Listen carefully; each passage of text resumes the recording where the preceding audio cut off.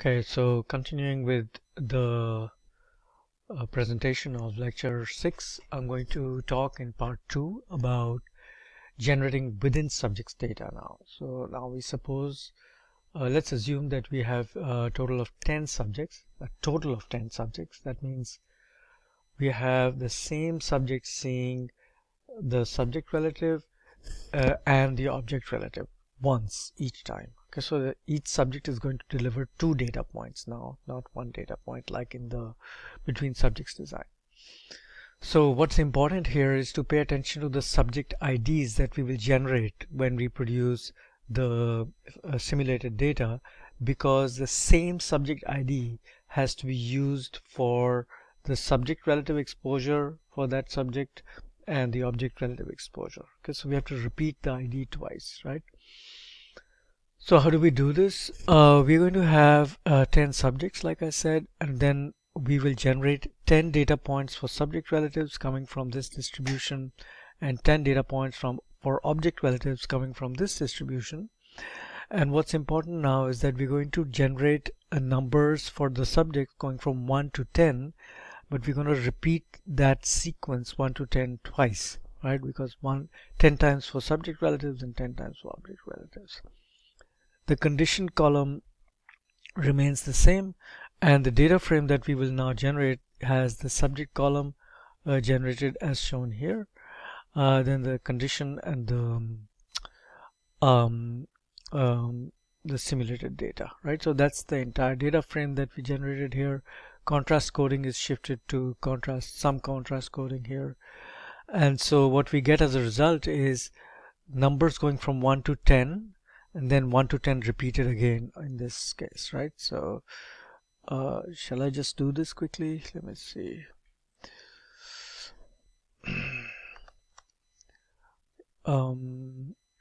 Yeah, so let's just try this quickly, right? The data, the head of the data looks like this. The first few lines look like this, but let's just draw the full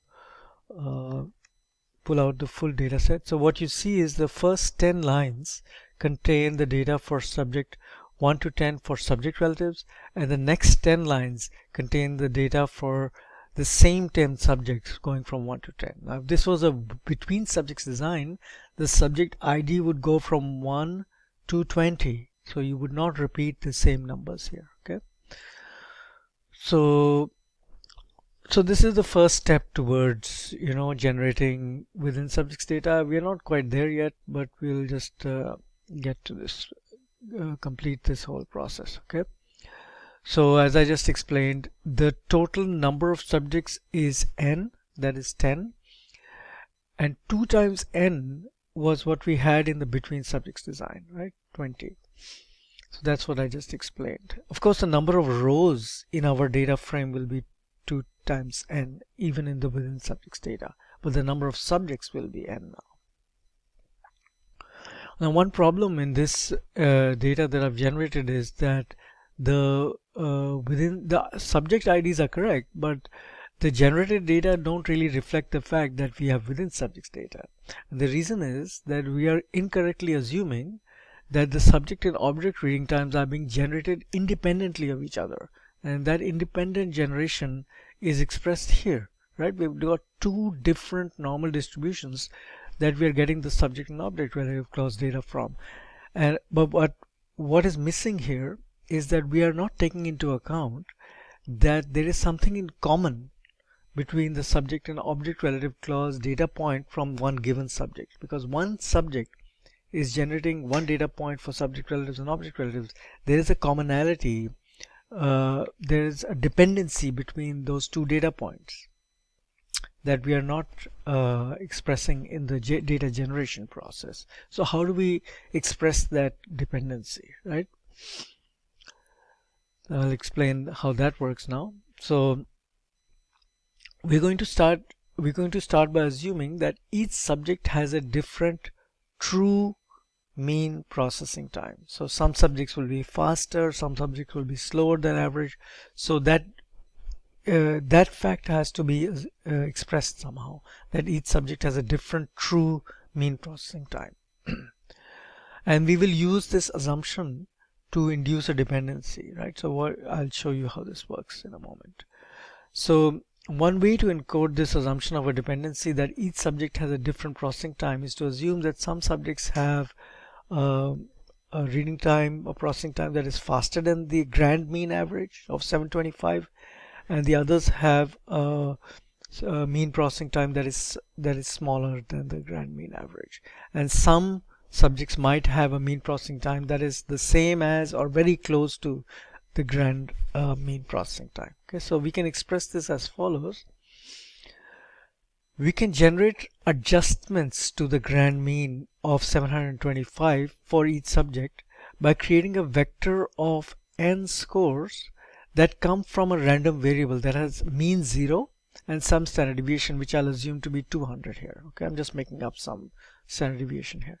So this standard deviation is what we see in the linear mixed model when we compute the standard deviation estimate of the varying intercepts.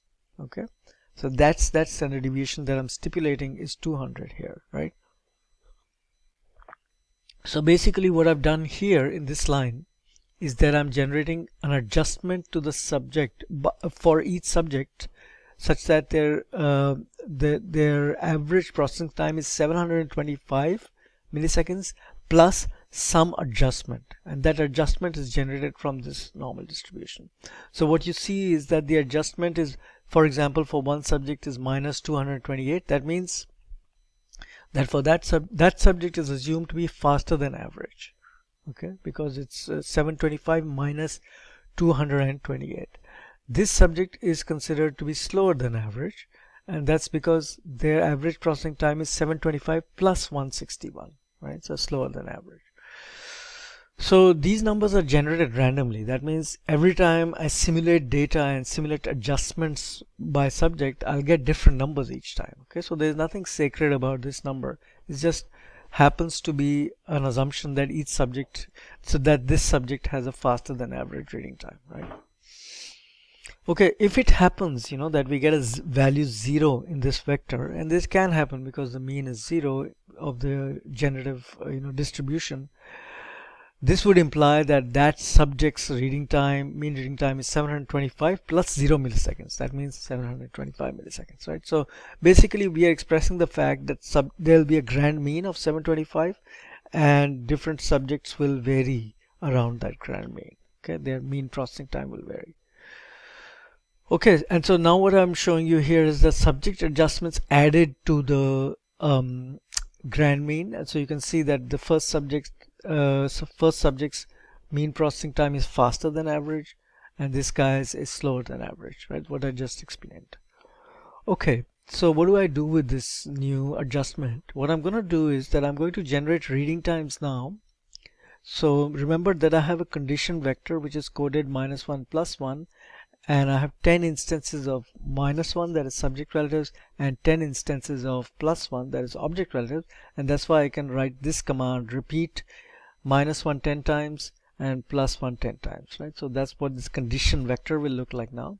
And I can now generate simulated data by taking the grand mean, then taking the subject adjustments repeated twice, because I have subjects 1 to 10 followed by another 1 to 10, right? Remember that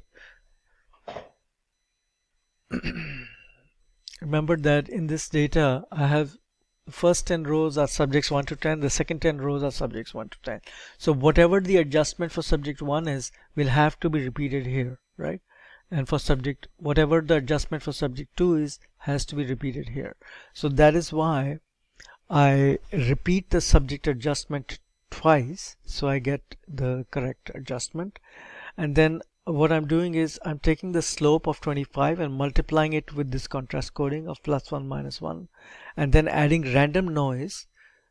I'm adding n times 2 random noise, a vector of length n times 2, because I want a vector for each of the 20 rows. I want a random value for each of the 20 rows, and that can be expressed as a vector with length n times 2, right? Because n is 10. So basically what this equation is doing is that it's generating some random data, some simulated data in one particular instance, right? If I wanted to repeatedly generate simulated data, what I would do is I would make sure that this subject adjustment is recomputed. This calculation is recomputed each single time, right? If this calculation is redone each time, then I get fresh simulated data each time. Here I've got one particular instance of the subject adjustment, which I just generated earlier. Okay, so where are we now? So what we do now is that we can replace the existing RT column in the SimDat data frame with our new RT column, right?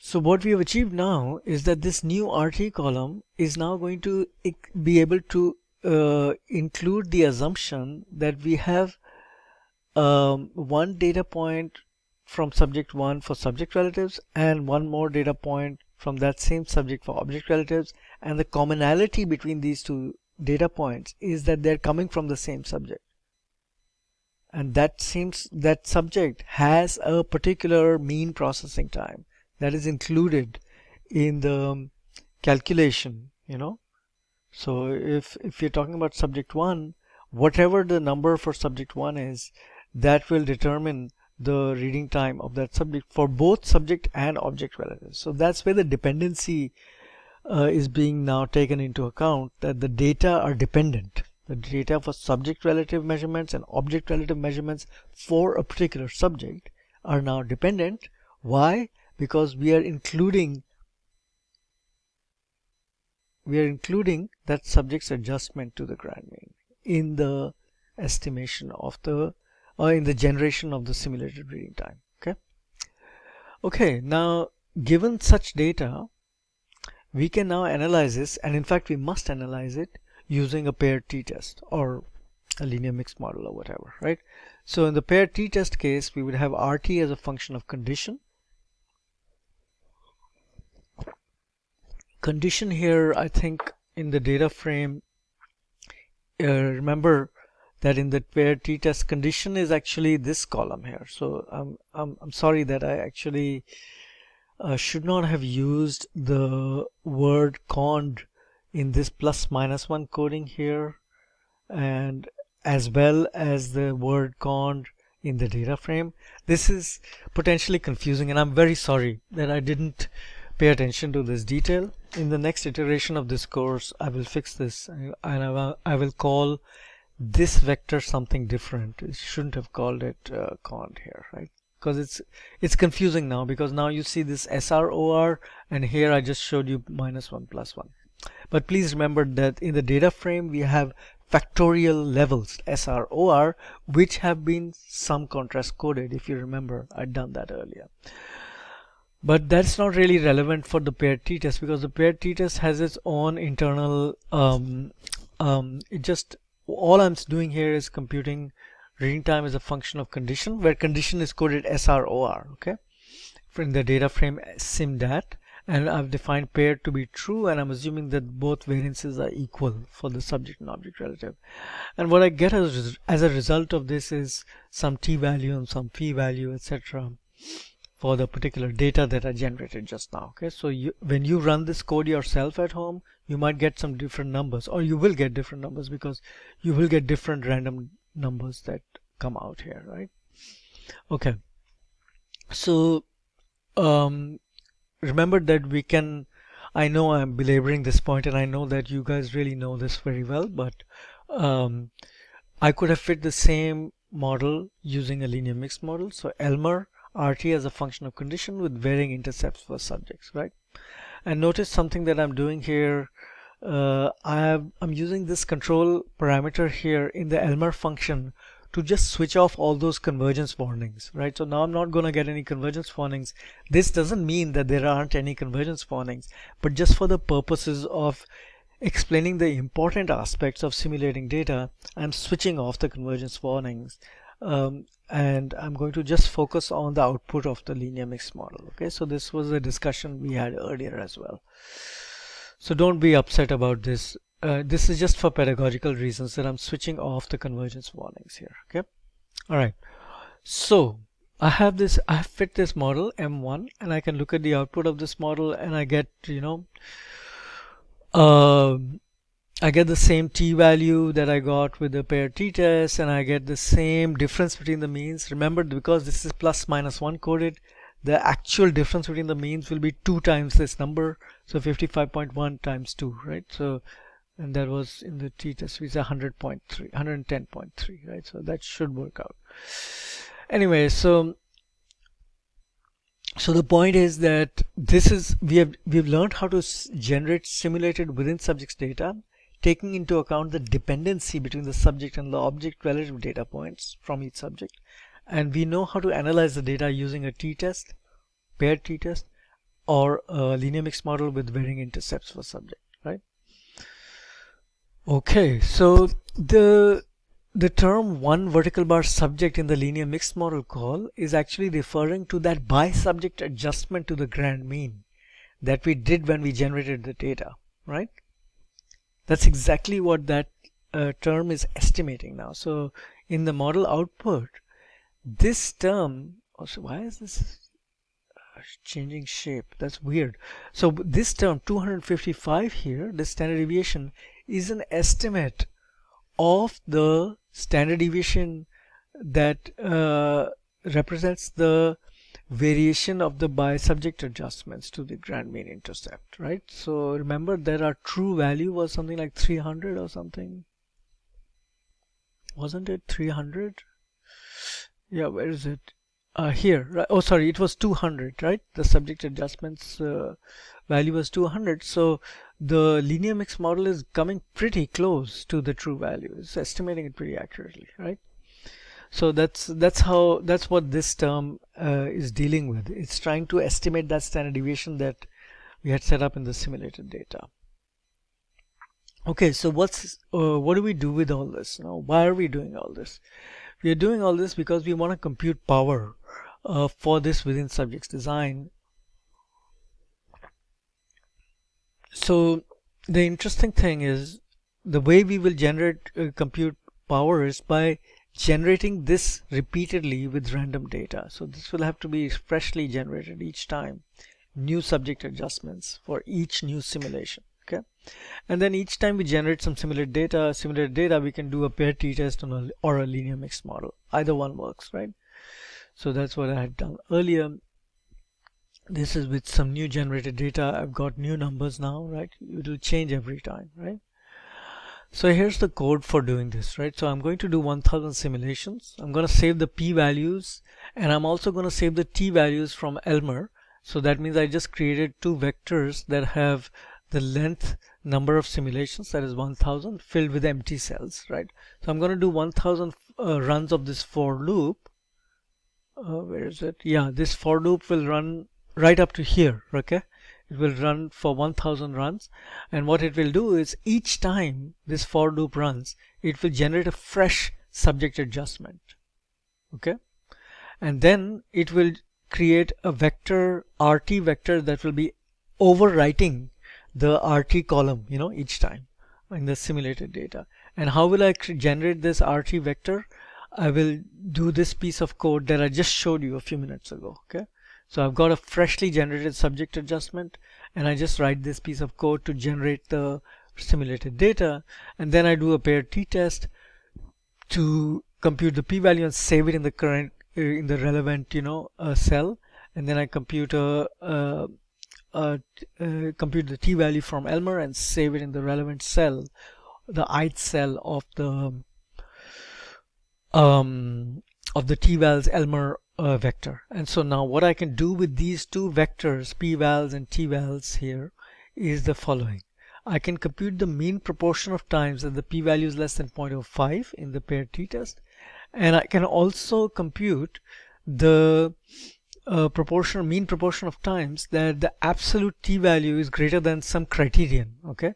So now the power estimate I get from the t-test is 0.085, so 8.5%. And the power estimate I get from Elmer is 12.4%. Now, why the discrepancy? The discrepancy occurs because I've set my criterion of the t-value at an absolute number of 2, right? I just decided that I will take 2 as my approximate ballpark, for deciding on the critical t-value, right?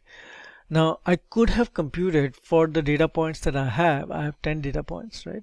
For the 10 data points, I could compute the critical t-value, right? You remember all that stuff that we did in the beginning of the course. And if I now, instead of using 2, if I use the critical t-value for the data that I have, for the sample size that I have, then I would get exactly the same power that I got, estimate that I got from the t-test, right? So don't be confused by this slightly different power estimate in Elmer versus the power t-test. This comes from the way that I decided to treat the t-value as significant or not significant based on some cutoff like 2, right? The reason I'm mentioning this discrepancy is that you will often see in papers that people will say that, okay, they took 2, the absolute value 2, as their critical value for rejecting the null hypothesis in a linear mixed model. That's how people use a linear mixed model very often, right? My advice to you is to always do the chi-squared test using ANOVA. Okay, don't do this. Don't use the t-value as your criterion. The reason I'm saying this is that when the data have imbalance, then the t-value based test is not the same test as the ANOVA, and the ANOVA is the gold standard. That's the actual test for the null hypothesis. Okay, so that's the appropriate test for the null hypothesis. The t-value is just a kind of ballpark indicator in that case, and may not give you an accurate answer. Anyway, so I'm kind of digressing here. This is not the main point here. The main point here is to show you how to write a for loop to estimate power. Okay, in this simple case. All right, so now we're going to improve the sophistication level of our coding by automating this process a little bit, of automating the process of generating data, right? So we're going to write a function called within sub simdat. I'm sorry for the horrible name, but I couldn't think of anything better. But we basically will define in this function, just like we did for the between subjects case, the sample size. But remember that this is the sample size, the number of subjects in each condition. It's a within subject setup now. Okay. We will set up the intercept, the slope, the standard deviation of the residual, and the sigma, the standard deviation of the varying intercepts, right? So remember we had set up the subject adjustments there at 200.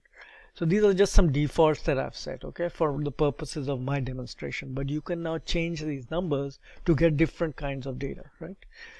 So anyway, so what I'm now doing here in this function is that first I generate the subject adjustments, which from now on I'm going to call U0. If you remember the linear mixed modeling lecture, I always wrote the subject adjustments to the intercept as U0.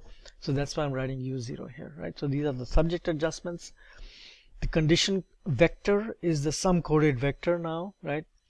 And the subject ID is going from 1 to 10 and has to repeat twice, if you remember the data frame I showed you earlier.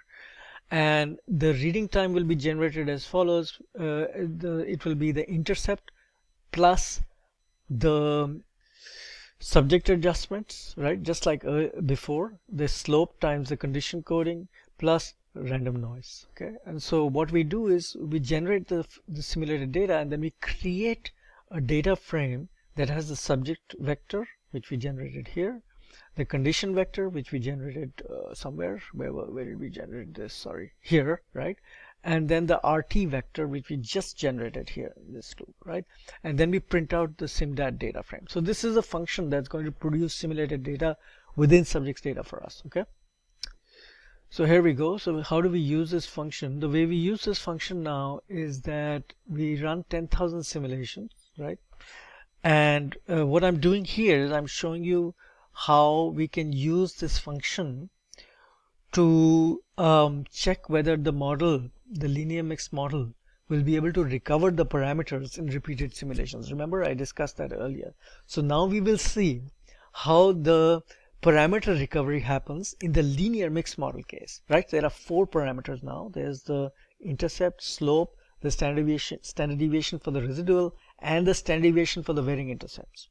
Okay, so what I'm going to do is I'm going to create a parameters matrix that contains 4 columns, right? So 4 columns, and therefore I have to create a matrix that has 10,000 rows and 4 columns. So I've created, first I created a vector with 10,000 times 4 empty cells, and then I created a matrix by specifying that I'm going to have 4 columns. So this command will create, this command will create a matrix that has 10,000 rows and 4 columns. Okay, so what I'm going to do is I'm going to fill the parameter values into each of the columns one by one, right? So here we go. I'm going to do 10,000 simulations. I first use my within subject simdat function with the default values. That's why there's nothing there, right? But you always have to put these parentheses when you have a function with some default values, and you must always put the empty parentheses there, right? So this generates my simulated data because the function produces that data frame in the end, right? So I produce a simulated data frame each time in these 10,000 simulations. Then I use the Elmer function to do the data analysis, and notice that I've switched off all the convergence warnings, right? And so I get my model, and from my model I extract the intercept, the slope, the standard deviation, so the sigma, right, estimate, and the standard deviation of the subject by subject adjustments, right? So these are the 4 columns that I fill out row by row in the parameters matrix. And then what I can do is I can just look at the distribution of each of the columns, the intercept distributions, the slope distributions, the sigma distributions, and the standard deviation estimates of the by subject adjustments, and look to see if my model is on over these 10,000 simulations, is it able to largely recover the true parameter value. And you can notice that for beta 0, for the intercept, the model is doing a beautiful job. So most of the time in the 10,000 simulations, our intercept estimate is pretty close to the true value, right? That's this vertical line here, the true value. For the slope also, we're doing very well. We are able to estimate the true value most of the time around in these repeated simulations. The standard deviation is also pretty okay. Let me see, where is it gone? Here's the standard deviation. So there's the true value. I hope you can see this vertical bar here, right? This one. And we are landing near this ballpark in repeated values. Now the interesting thing to notice is the standard deviation estimate for the subject adjustments to the intercept. What you notice here is something interesting, that in a very large proportion of cases the estimate is 0. You see this here? For most of the other cases we are getting reasonable estimates which are near the true value, but there are many cases where the model is failing to estimate this thing. So what this is telling us is that we have too little data to get a good estimate of the sigma parameter. So let me just do this simulation slightly differently to show you what will happen if I were to increase my sample size big time. I should have put this in my slides, but it just occurred to me that this is a good exercise to do. So let me just find my function. So within subject, here's my function. So I have defined my function with some default values, and now I'm going to use this function here. So let me just copy this code and change some things here and show you what happens if I increase my sample size. Okay, so what I'm going to do is I'm going to change my sample size in this simulation. I'm going to change the sample size from n to, let's say, 1000. Okay, so I'm going to do 10,000 simulations, and it's going to take a few seconds, I guess. Oh, I could not find the function Elmer. That's because I didn't load it. Hello? Oh God, I don't know how to type, it seems. All right, so I think now this function, this for loop will run. It'll take a few seconds because I'm running 1000 data points each time. Okay, that's a lot of data each time. And so this loop is now running. To be a little patient. In the meantime, what I'm going to do is I'm going to just copy over the histogram, how I generated the histograms, right? So let's see how well the model does when we have 1000 data points as opposed to 10 data points, you know. Okay, so maybe I'll pause the recording while. Okay, so we were at the point where I was showing you that if we increase sample size, the under repeated sampling, under repeated generation of simulated data, the estimate for the by subject adjustments to the intercept will become much better centered around the true value. So you won't have this situation. If you have a large sample size while simulating data, you won't have a misestimation of 0 milliseconds standard deviation as we are seeing here in this data set with only 10 data points. To demonstrate this point, what I did was I reran the simulation with a sample size of 1000 subjects. So this took me quite a lot of time to run, so I had paused the video so as to not waste your time, and I waited until the simulation finished. It took about 15-20 minutes actually. And then what I did was I plotted each of the parameter estimates, and this is what I want to show you now, right? So if you look at the intercept and the slope, we are again estimating these pretty accurately. We're getting pretty close to the true value now, right? So you look at the distribution, so it's between 700 and 750 or so. And what did we have in this distribution here? It's very hard to see the actual range, but one thing you can see is that we go a little bit further beyond 700, right? So it goes somewhere. This 400 is the lower bound, so something like 450 or something. So this is a much broader distribution. There's a lot more variation in the estimate of the intercept under repeated sampling. Okay, but if you increase sample size, you get much tighter estimates of the true value of the intercept. Same thing for the slope, and of course we get a good estimate of the sigma as well, right? Which was 300 was the true value, and we're mostly around that value in this. But what is most interesting to see here is the distribution of the standard deviation estimate for the by subjects adjustment to the intercept. And you see here that that under repeated sampling we get very good estimates of the true value, and this is happening because we have a large sample size. So the practical implication of this is that when you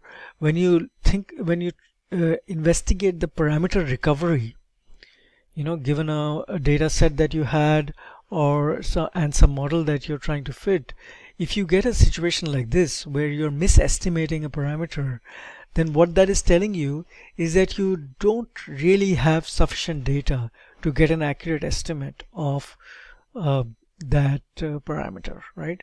And so you have to consider whether you want that in your model or not, right? This is something you will have to think about and decide.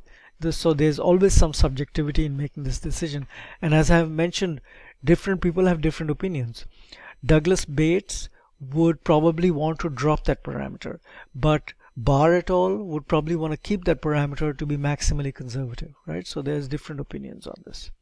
We can discuss this at some point in a Zoom meeting if somebody brings it up. Okay. All right. So where are we now? I think I've crossed over the yeah, so in this slide I'm just pointing out that the sigma u0 parameter is not estimated accurately, and I showed you under which conditions it would be estimated accurately if you had a larger sample size. Okay. All right, so the third part of this lecture I'm going to record in the next part 3. I'm going to stop here because I'm at about 30 minutes now, so that's about the right size for a video file for uploading to YouTube. So I will continue this lecture in part 3 now and add some more sophistication to our simulations.